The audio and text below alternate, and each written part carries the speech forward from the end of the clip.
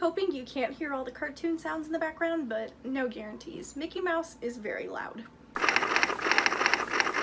everyone and welcome back to my channel. My name is Alyssa and today I wanted to discuss the books that I read in August. Surprisingly, August was pretty decent comparatively to what I've been doing. I finished 2 books and I was able to start a few more and get a pretty decent way through. And I feel like I did pretty good considering that this month was absolutely nuts. From that particular virus going around, hitting my husband, to getting my second dose of things, to having a trip to the ER, my month was crazy. It was obviously an eventful month, one that I wasn't too thrilled about, but it is what it is. But I still ended up reading quite a bit, so let's get started so I can stop ranting. Also, yes, my makeup is like non-existent today. I have mascara on. It is too dang hot to wear makeup. Alright, so the first book that I completed in August was Take Me Home Tonight by Matson. I really liked this. This is the story about 2 best friends named Kat and Stevie who, through a series of events that unfortunately brought them to this point, they decide to go on a trip to New York. It's just the 2 of them, and Kat leaves her phone behind because it's like tracked by her parents, and Stevie's phone gets broken, so they have no way of contacting people or each other.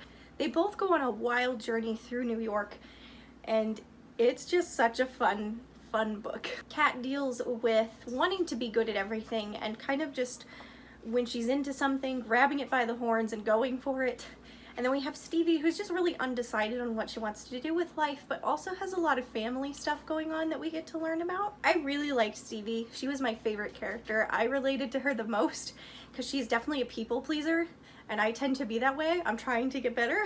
But she just wants everyone to like her and accept her, and throughout the journey she obviously decides that maybe that's not quite what she wants to be known for and do. This was a really good book. It was very sentimental, it had me tearing up at times, and it was just another great Matson book. I'm not gonna lie, I was a little nervous going into this because her last book, Save the Date, I didn't like as much, so I was worried it might follow that same pattern, but boy howdy did it not. There were 2 major twists in this book that I was not expecting, and it was pretty wild. There's a babysitter in this, and that's all I'm gonna say. But yeah, I really enjoyed it and I thought it was a really good book. I gave this a 4.5 out of 5 stars. So the next book I finished was Master of Sorrows by Justin T. Call. Oh my goodness. This was really good. I thoroughly enjoyed this. The ending was like a whiplash of just crazy. This follows a Nev who is a student at a hidden school, and he really wants to become an avatar, which is kind of like a step up from apprentice, and like they start being in charge of things before they become a master. So Nev wants to become that, but in order to do that he has to go through a series of tests, and some of these tests are quite brutal and quite terrible.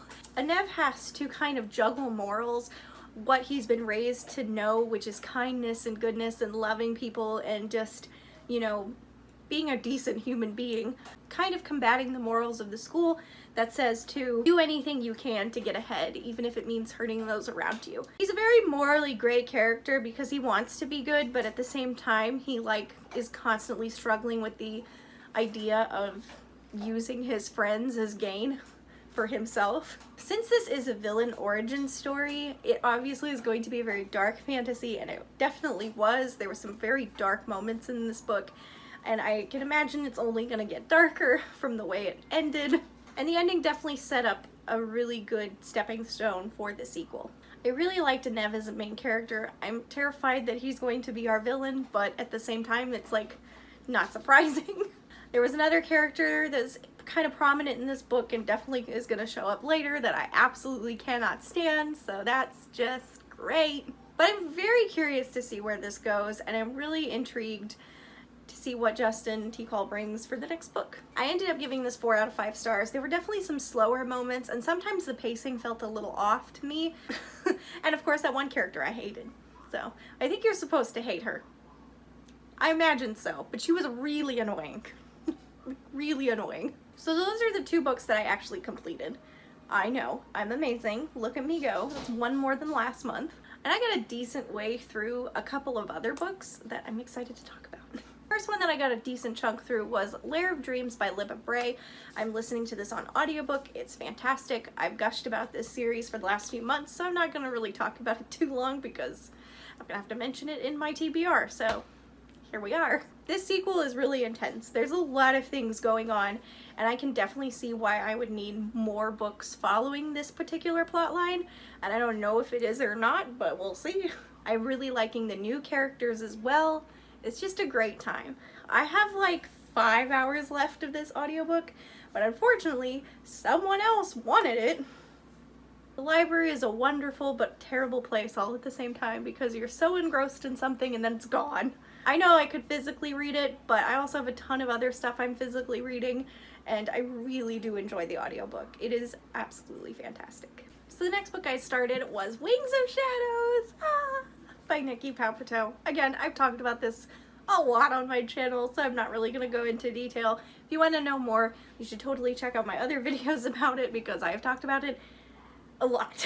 This is the third book in the Crown of Feathers series, and it's the last one, so I'm kind of depressed but also super excited to see what happens. I know she's writing other books that aren't set in this world, but I'm so excited to see what she writes. Definitely an auto by author here. So far, this is intense, it's emotional, and I'm scared for what's gonna happen to my babies. I'm not very far, but I do hope to get a pretty good chunk of this done or finished next month. I'm jinxing myself, just watch. I also wanted to mention I did start the book club books. That has begun, and we're gonna be in it for a few months, but I did start those, and they're both very good so far.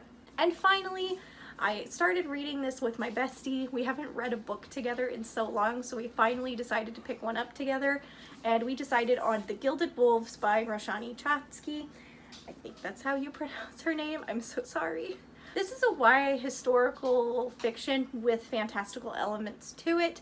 It's kind of giving me a lot of like Ninth House and Six of Crows vibes mixed with like National Treasure.